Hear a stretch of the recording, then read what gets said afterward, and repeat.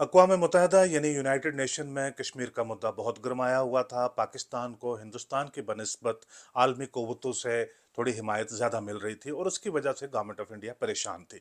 लेकिन वापस जम्मू कश्मीर के अंदर अगर देखें तो यहाँ महाराजा हरी सिंह और उनके प्राइम मिनिस्टर शेख अब्दुल्ला के दरमियान अब ताल्लुकात इस हद तक बिगड़ चुके थे कि कोई सूरत भर नहीं नज़र आ रही थी कि इन दोनों के यहाँ पे इकट्ठे रहते हुए रियासत के हालात बेहतर हो सकें।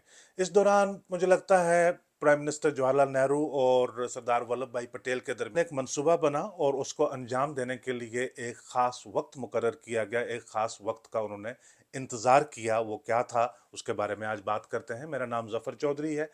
अब सूरत हाल ये थी कि कुछ माह कबल तक जो महाराजा हरी सिंह हैं वो 2,22,232 स्क्वायर किलोमीटर की रियासत के बादशाह थे और वो पूरा उनके पास इक़्तिदार था, पूरी पावर थी, एब्सोल्यूट रूलर थे वो, जिनके पास legislative, constitutional, judicial, executive, financial, military सारी पावर जो है वो एक शख्स के हाथ में थी। ये बात ज़रूर है कि उनके मिनिस्टर्स भी हुआ करते थे, सेक्रेटरीज भी होते थे, गवर्नर होते थे, प्राइम मिनिस्टर्स होते थे, लेकिन आखिरी फैसला जो है वो उन्हीं का हुआ करता था। लेकिन अब माहौल ये था कि अब हाशिया उनके लिए काफ़ी तंग हो रहा था। उनके अपॉइंट किए हुए प्राइम मिनिस्टर थे शेख मोहम्मद अब्दुल्ला। वो भी एक बड़ी पर्सनैलिटी थे और 30 के और 40 की दहाई में उन्होंने पॉलिटिकल मूवमेंट यहाँ पे चलाई हुई थी। एक इनका इस किस्म का पॉलिटिकल स्टेचर था कि वो हर रोज़ कोई ऐसी चीज़ करते थे जिससे महाराजा आइसोलेट हो जाते थे। महाराजा की जो पोजीशन है वो थोड़ी सारी कमज़ोर पड़ती जाती थी। अब शेख की काबीना के 9 वज़ीर थे, जिसमें बख्शी गुलाम मोहम्मद सादिक, मिर्ज़ा अफजल बेग, शामलाल सराफ, गिरधारी लाल डोगरा, कर्नल पीर मोहम्मद खान वगैरह ये सारे थे। तो इन दिनों में क्योंकि रिलीफ रिहेबिलिटेशन वगैरह का बहुत काम होता था, ये मुख्तलिफ इलाका जात में जाते थे, वहाँ पे तकरीरें वगैरह करते थे और जहाँ जहाँ ये तकरीर करते थे वहाँ वहाँ पे ये महाराजा के खिलाफ बातें ज़रूर किया करते थे। यानी एक तो जो बैकग्राउंड है 1930s की और 40s की, उन लोगों ने मूवमेंट चला के रखी हुई थी महाराजा की एडमिनिस्ट्रेशन के खिलाफ। ये एक रिस्पांसिबल एडमिनिस्ट्रेशन की बात कर रहे थे कि एक गवर्नमेंट हो जिसमें लोग इलेक्ट करें अपने नुमाइंदों को और वो सरकार बनाए। ऐसी मूवमेंट उनकी काफ़ी सालों से चल रही थी, जिसकी वजह से इनके दरमियान और महाराजा के दरमियान तल्खियाँ थी, वो भी एक बात है, लेकिन एक वजह और भी होती है। जब एक नई रिजीम आती है जो फंडामेंटली डिफरेंट होती है पुरानी रिजीम से, पहली रिजीम से, तब लोगों को बहुत सारे ऐसे प्रोपेगेंडे करने पड़ते हैं, ऐसी बहुत सारी बातें करनी पड़ती हैं ताकि नई रिजीम के लिए जो अवाम है उसका ट्रस्ट ज़्यादा पैदा हो, उनको लगे कि भी हाँ, ये बेहतर निज़ाम है, जो अब का निज़ाम है ये बेहतर निज़ाम है। उसमें वो क्या करते हैं कि जो पुरानी पावर होती है उसके खिलाफ वो बहुत ज़्यादा बोलते हैं। इसको आप बहुत अच्छे तरीके से, अगर आप मौजूदा हालात को अगर आप अंडरस्टैंड करें तो बहुत अच्छे तरीके से आप इसको लिंक करके समझ सकते हैं। यानी 2018-19 के बाद जो तब्दीलियां जम्मू कश्मीर में आई, उसमें मुझे लगता है कि हर आए दिन जो हमारी लीडरशिप है या बड़े डिग्निटरीज हैं, उनके वो इकदामात जो ज़िंदगी को बेहतर बनाने के लिए जाने चाहिए, उससे ज़्यादा जो एनर्जी और उनका टाइम जो है वो इसमें गुजर जाता है कि वो लोगों को इस बात का यकीन दिला सकें कि 2019 से पहले का जो निज़ाम है वो गलत था, 2019 के बाद जो निज़ाम हम कायम करने के लिए जा रहे हैं वो निज़ाम बेहतर है। और उसमें आप देखते हैं कि काफ़ी हद तक उनको कामयाबी मिल भी गई है। यहाँ तक कि जो पुराने रिजीम के हिस्सा में थे लोग, जो पुराने रिजीम का पार्ट एंड पार्सल हुआ करते थे, उन्होंने भी यकीन करना शुरू कर दिया कि ये एक नई फिज़ा में हम जा रहे हैं, एक नया माहौल बन रहा है, इसी के साथ अपने आप को इंटीग्रेट करते हैं और वो भी पब्लिकली आप गुरेज नहीं करते कि जो प्री 2019 रिजीम है, पब्लिकली आप उसके खिलाफ वो भी बातें करते हैं। तो ये भी एक बड़ी बात थी कि आपके पास एक बादशाहत का सिलसिला था जो 106 साल से चला आ रहा था। अभी तो उसके आखिरी साल थे, यानी 1948 की हम बात कर रहे हैं, 1948 और 49 की बात कर रहे हैं। 101 102 साल हो गए हुए थे डोगरा रियासत को बने हुए। वो एक सेंचुरी से ज़्यादा जो है एक ही फैमिली, एक ही तर्ज हुकूमत के साथ चल रही थी और अचानक से एक नया टेम्परामेंट, एक नया तरीका, एक नया सिस्टम आ रहा था। तो उसको भी अपने आप को लोगों के बीच में कबूलियत बनाने के लिए इस किस्म की सियासत करनी जो है वो लाजमी थी। मैं इसको अप्रूव नहीं कर रहा हूँ, लेकिन ये सियासतदान जो है वो इसी तरह से करते हैं। अब जैसे पिछले एपिसोड में भी आपने देखा कि शेख अब्दुल्ला को जवाहरलाल नेहरू का की तो बेशुमार जो हिमायत है हासिल थी, सपोर्ट हासिल थी, ज़ाती दोस्ती भी थी, और जो जेस्चर्स होते हैं, इंडिकेशंस होती हैं, उससे पता चलता है कि नेहरू शेख से बाहर नहीं है। लेकिन मुल्क भर से उनको हिमायत बहुत ज़्यादा हासिल थी, वो हीरो थे पूरे हिंदुस्तान के। उसकी सबसे बड़ी वजह यह है कि हिंदुस्तान और पाकिस्तान की जो पार्टीशन है वो कम्युनल लाइन के ऊपर हुई। अब पाकिस्तान जो है वो जम्मू कश्मीर को क्लेम कर रहा है, उसकी जो बुनियादी वजह वो ये है कि जम्मू कश्मीर में 80% के करीब जो पॉपुलेशन है वो मुसलमान मेजॉरिटी थी।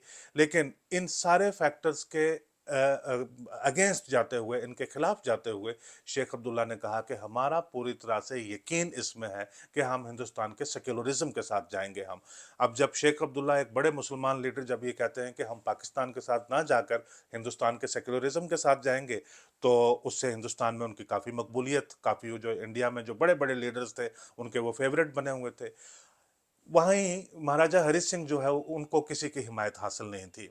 एक तो मुल्क के अंदर एक नया दौर बन रहा था, एक नई फिजा जो है, एक नया मॉडर्न डेमोक्रेटिक प्रिंसिपल्स के ऊपर एक मुल्क जो है वो अस्तवार हो रहा था। उसमें ये जो महाराजा लोग थे ये वैसे ही काफ़ी आइसोलेटेड हुए हुए थे, क्योंकि जो नई डेमोक्रेटिक टेम्परामेंट के लोग थे वो आ रहे थे और महाराजा को वो ज़्यादा स्पेस यील्ड नहीं कर रहे थे। तो इस सूरत में महाराजा हरि सिंह को बहुत ज़्यादा हिंदुस्तान के अंदर सपोर्ट हासिल नहीं थी। वाहिद एक शख्स थे जिनके पास वो अपनी शिकायत, अपनी गुहार लेकर जाते थे, और वो भी वहाँ से उनको इंडिकेट करते थे, उनको सजेस्ट करते थे कि फिल वाकई ही मैं आपके साथ हमदर्दी रखता हूँ। वो थे सरदार वल्लभ भाई पटेल। तो इस दौरान एक तो जो ये हर रोज जो तकरीरें महाराजा के खिलाफ होती थी, एक तो वो उससे बहुत परेशान थे, बेइज्जत महसूस करते थे, ह्यूमिलेशन उनकी बहुत ज़्यादा होती थी। वो महाराजा ने अपनी एक दस्तावेज में उन्होंने लिखा कि जब रात के अंधेरे में मैं अपने महल में बैठता हूँ और अपने बारे में सोचता हूँ, और मैं ये सोचता हूँ कि जो मेरी अवाम है उनके उनके साथ जब हर रोज़ शेख अब्दुल्ला और उनके मिनिस्टर बातें करते हैं मेरे खिलाफ इतनी ज़्यादा, तो वो मेरे बारे में उनका नज़रिया क्या बन रहा होगा। और जो जो पॉलिटिशियंस होते हैं वो बड़े थिक स्किन्ड होते हैं, उनको जब हर रोज़ गालियाँ ना पड़े उनको तसल्ली नहीं होती। गालियाँ पड़ती हैं तो उनको लगता है कि हम किसी करेंसी में हैं, हमें कहीं ना कहीं जो है हमारे बारे में बात हो रही है, चर्चा में है। लेकिन जो एब्सोल्यूट रूलर होते हैं, राजा महाराजा होते हैं, वो अपनी हैसियत को लेकर, अपनी पोजीशन को लेकर बहुत सेंसिटिव होते हैं। तो महाराजा हरि सिंह भी बहुत सेंसिटिव थे। इसी सेंसिटिविटी में शायद उन्होंने जज्बात में आकर एक ऐसी चिट्ठी लिख डाली उन्होंने सरदार पटेल को, जहां से सरदार पटेल को एक तरीकाकार मिल गया कि जो उसी चिट्ठी में से उन्होंने एक तजवीज़ इन्होंने दी थी, उसी चिट्ठी में से उनको एक आइडिया मिल गया कि ये आइडिया अप्लाई करके हम जम्मू कश्मीर में जो इस वक्त की सिचुएशन है उसको हम रिजॉल्व कर सकते हैं। अब जब जब यहाँ पे माहौल ख़राब होता था, जब जब जो है वो आइसोलेटेड महसूस महसूस करते थे, परेशान महसूस करते थे, तब तब वो सरदार पटेल को एक चिट्ठी लिख दिया करते थे। लगभग हर चिट्ठी का वहाँ से जवाब भी आ जाया करता था। एक तो ये है कि अवामी सतह के ऊपर उनके बारे में बातें होती थी, और दूसरा ये है कि आहिस्ता आहिस्ता करके हर दिन, हर हफ्ता, हर 10 दिन के बाद एक एक पावर जो है वो महाराजा से डिलीनेट कर दी जाती थी, महाराजा से छीन ली जाती थी, और वो एडमिनिस्ट्रेशन के पास चली जाती थी। यानी एडमिनिस्ट्रेशन एक तरफ राजभवन है जिसके पास कॉन्स्टिट्यूशनल पावर्स हैं, और दूसरी तरफ आपके पास जो एडमिनिस्ट्रेटिव पावर है वो शेख अब्दुल्ला के पास है। अब आहिस्ता आहिस्ता महाराजा को इस तरह से लग रहा था कि उनके पास शायद होम गार्ड या एक दो और महकमा जात हैं वो रह गए थे। खजाना की कुंजी भी जो है वो शेख अब्दुल्ला के पास, उनकी एडमिनिस्ट्रेशन के पास चली गई थी।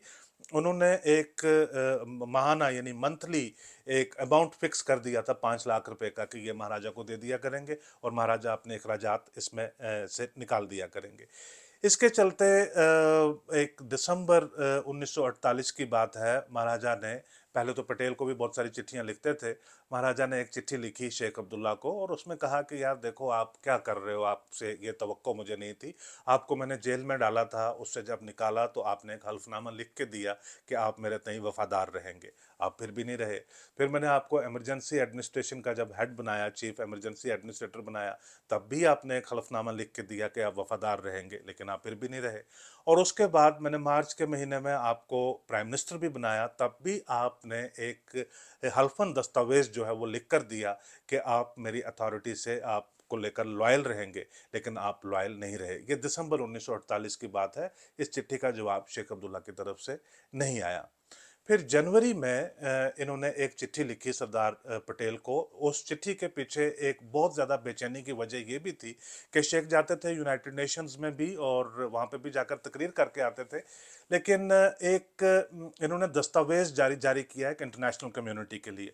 वो हिंदुस्तान के तो बहुत ज़्यादा हक में था कि इन्होंने कहा Kashmir a appeal to the world conscience, कि जो दुनिया के सामने उन्होंने कश्मीर की अपील रखी, क्योंकि जो ज़्यादा वर्ल्ड पावर्स हैं उनको वो हम हिमायत पाकिस्तान की ज़्यादा कर रहे थे। उसकी ये वजह ज़रूरी नहीं है कि पाकिस्तान के उनको के साथ उनको उनको कोई मॉरली बहुत ज़्यादा हमदर्दी थी। उसकी वजह ये भी है कि हिंदुस्तान बड़ा मुल्क था, पाकिस्तान की वो हिमायत करते रहेंगे तो उनको अंदाज़ा था कि ये दोनों एक दूसरे के साथ काफ़ी लंबे वक्त तक अटके रहेंगे।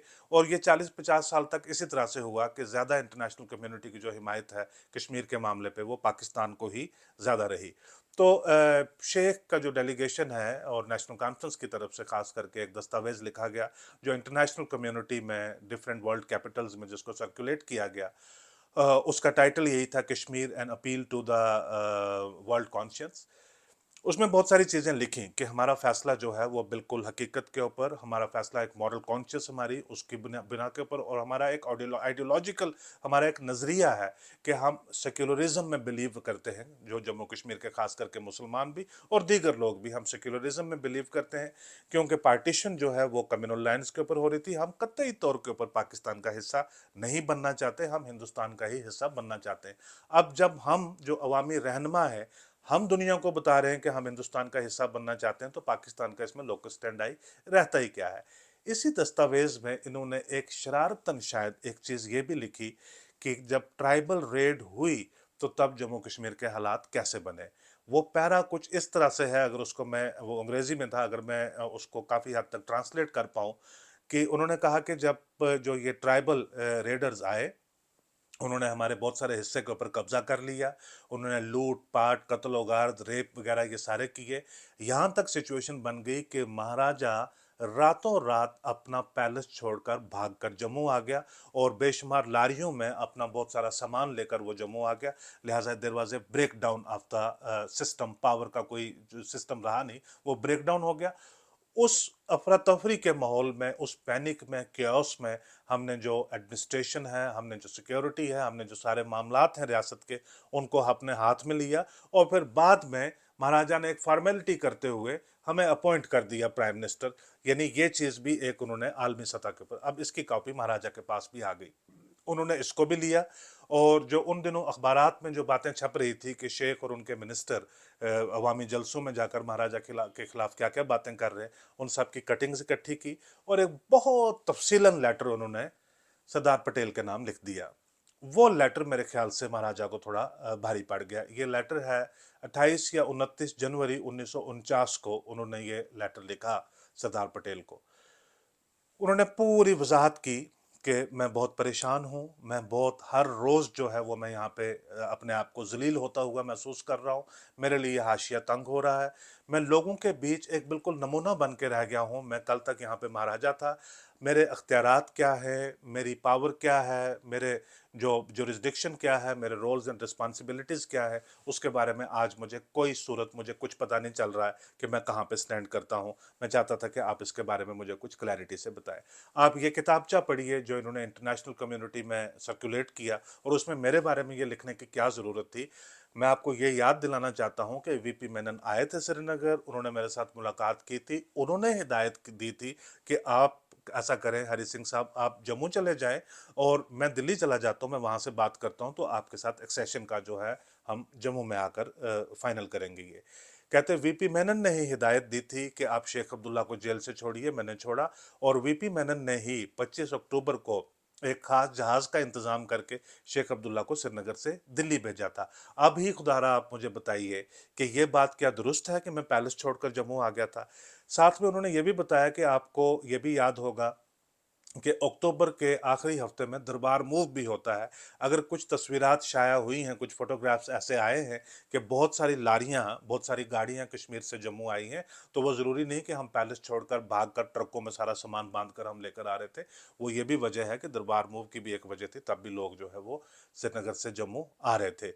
क्या आप इस मामले में मुदाखलत नहीं करेंगे? क्या आप मुझे इन सारी चीज़ों से जो है आप क्या शेख के साथ दो टूक बातों में बात नहीं करेंगे? क्या आप मुझे इसमें एक एब्सोल्यूट गारंटी नहीं देंगे कि ख़ास करके जो मेरी शख्सियत है, मेरी जो पर्सनल रेपुटेशन है, उसको प्रोटेक्ट किया जाए? वो उनको कहते हैं, पटेल साहब, आपने कहा था कि जो एक्सेशन की बात भी जो है आपके साथ बातचीत हुई थी, आपने कहा था यूं कर दीजिए, मैंने यूं कर दिया।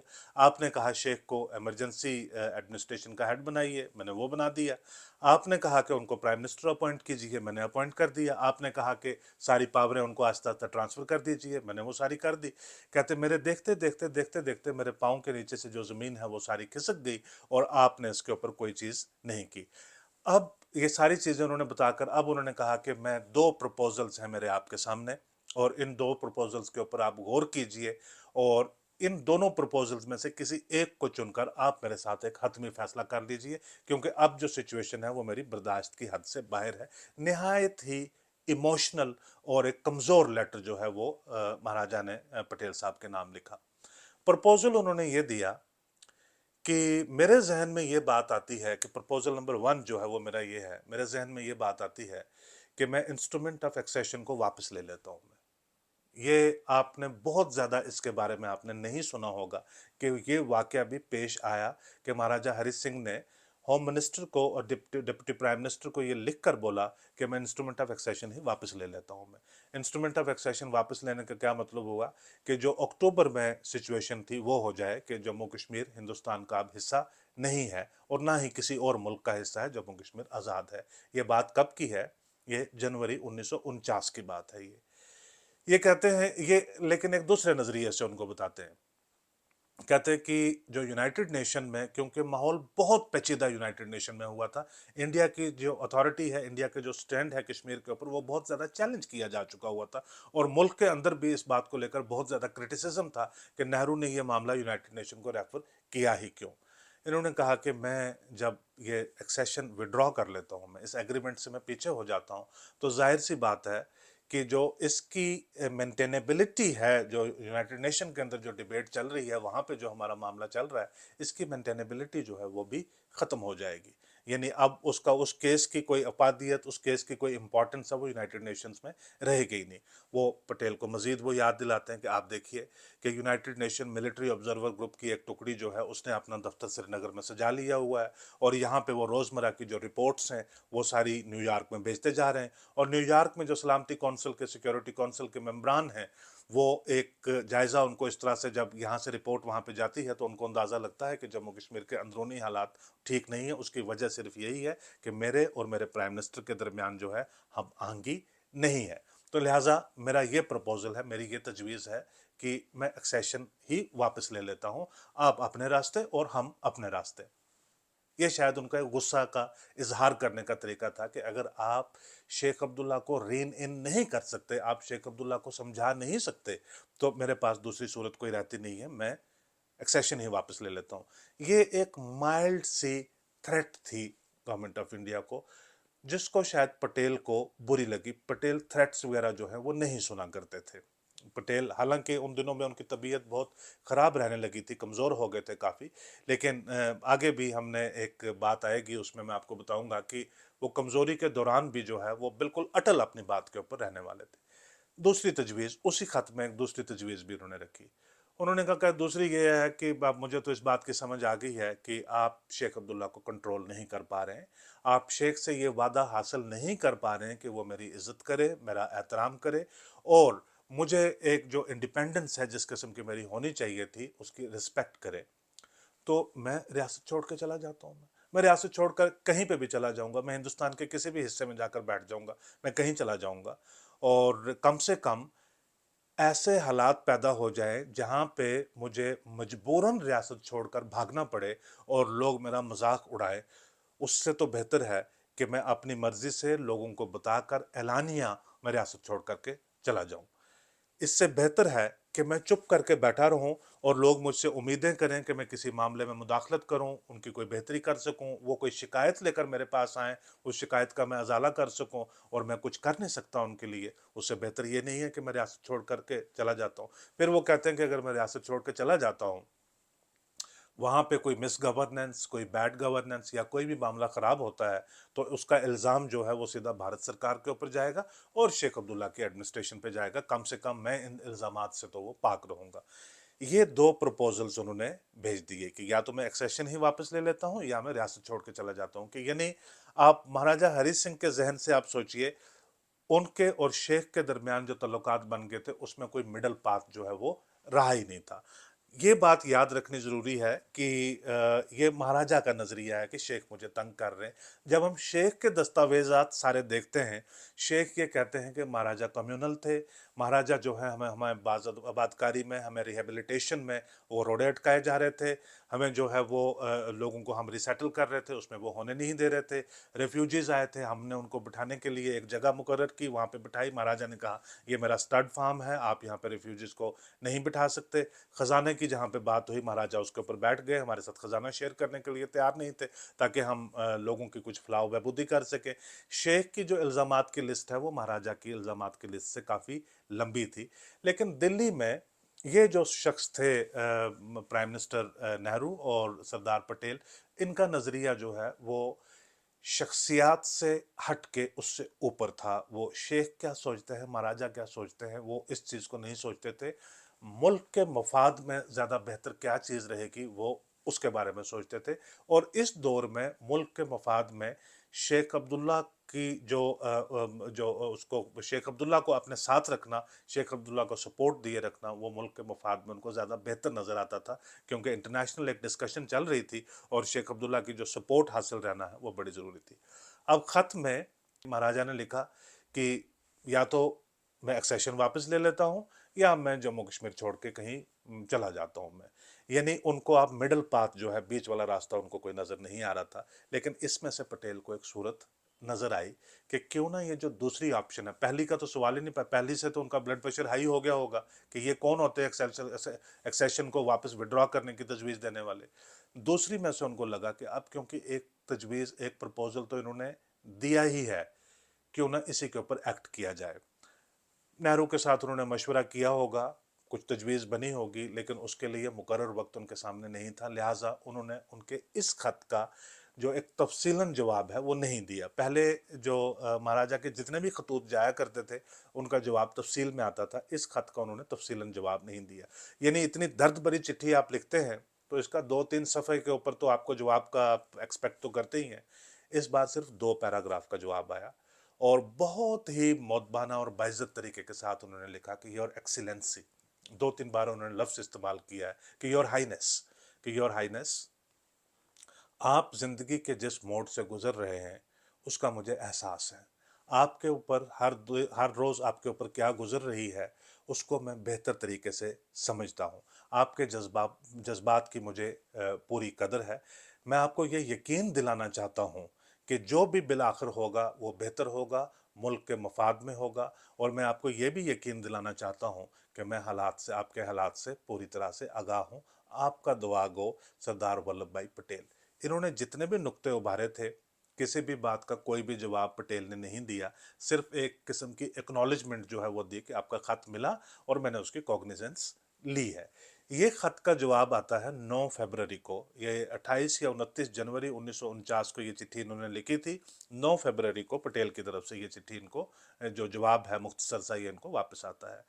अब फरवरी के महीने में भी इन्होंने कुछ खतूत लिखे और मार्च के महीने में भी कुछ खतूत इन्होंने लिखे जिनका जवाब वहां से नहीं आया। दरअसल नेहरू और पटेल अंदर खाने बैठकर एक फैसला कर चुके हुए थे कि हमने इस सिचुएशन के साथ डील करने के लिए करना क्या है। वो एक मुकर्रर वक्त का इंतज़ार कर रहे थे और वो वक्त था कि करण सिंह जो हरि सिंह के इकलौते फर्जंद थे वो अमेरिका से वापस आ जाएं। वो 12-13 महीने से एक अपने टांग में तकलीफ की वजह से अमेरिका में वो ज़ेरे इलाज थे।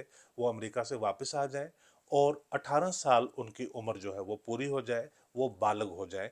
इस वक्त का नेहरू और पटेल इंतज़ार कर रहे थे। तो मार्च के महीने में करण सिंह वापस आ गए। मार्च के महीने में ही उनका जन्मदिन था। वो 18 साल के पूरे हो गए। अब उन्होंने एहतियात के साथ बिल्कुल इंतज़ार किया कि अब जब हरि सिंह दोबारा उनके साथ कोई कम्युनिकेशन करते हैं, कोई खत-ओ-किताबत करते हैं, तो वो अपना जो कदम उन्होंने सोच के रखा हुआ था वो कदम वो उठाएंगे। तो लिहाजा अप्रैल के महीने में महाराजा हरि सिंह ने फिर एक चिट्ठी लिखी। उन्होंने कहा कि पटेल साहब बड़े खतूत आपको लिखे, तब भी मैंने इतनी तफसील में आपको लिखा था। उसके बाद हालात जो हैं वो और ही बिगड़ते जा रहे हैं, और ही पेचीदा होते जा रहे हैं।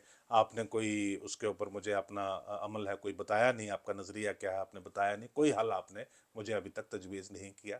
तो तब पटेल ने उनको मैसेज भेजा। उन्होंने कहा कि आप ऐसा कीजिए कि महारानी और करण सिंह के हमरा आप कुछ दिनों के लिए दिल्ली आ जाइए, यहीं पे बैठकर हम सलाह कर लेंगे।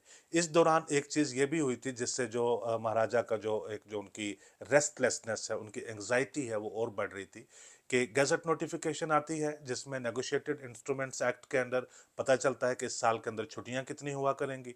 वो छुट्टियों की जब उन्होंने फहरिस्त देखी तो 23 सितंबर जो महाराजा का जन्मदिन हुआ करता था, उस पर हमेशा जम्मू कश्मीर में सरकारी छुट्टी हुआ करती थी, जो 2022 में बहाल हुई है छुट्टी, तो उन्होंने देखा कि वो छुट्टी भी उसमें नहीं थी। तो लिहाजा अब वो इस एक अनसर्टेनिटी में थे कि 23 सितंबर के रोज़ वो क्या करेंगे। वो एक अपने घर में बैठकर अपने परिवार के साथ केक काटेंगे, या महाराजा के तौर के ऊपर रियासत पूरी में छुट्टी हो, जश्न का माहौल हो, जिन लोगों को वजीफ़े मिलने हैं वो मिलें, जिनकी प्रमोशनें रुकी हुई हैं वो मिलें, और जो लोग जेलों से अच्छी कारकर्दगी की बिना के ऊपर जिनको रिलीज़ किया जाना, माफ़ीनामे होने वो हों। तो ये चिट्ठी जब उन्होंने लिखी उनको अप्रैल के महीने में, तो तब पटेल ने कहा कि आप महारानी और करण सिंह के हमरा आप दिल्ली आ जाइए, यहीं पे हम मशवरा करते हैं। एक स्पेशल जहाज़ उन्होंने भेजा महाराजा के लिए, एक चार्टर्ड प्लेन भेजा जो जम्मू के एयरपोर्ट से उनको लेकर गया। उसकी तस्वीर भी हमारे पास मौजूद है, जो उनको लेकर गया। दिल्ली में जाकर पहली मुलाकात उनकी किसके साथ हुई, और उसके बाद मुलाकातों का सिलसिला कैसे चला, क्या हालात बने कि उसके बाद महाराजा हरि सिंह जम्मू कश्मीर में बतौर महाराजा कभी वापस नहीं आ सके। ये सारी बातें सुनने के लिए, देखने के लिए आप अगले एपिसोड का इंतज़ार कीजिए। आज का एपिसोड देखने के लिए आपका बहुत शुक्रिया।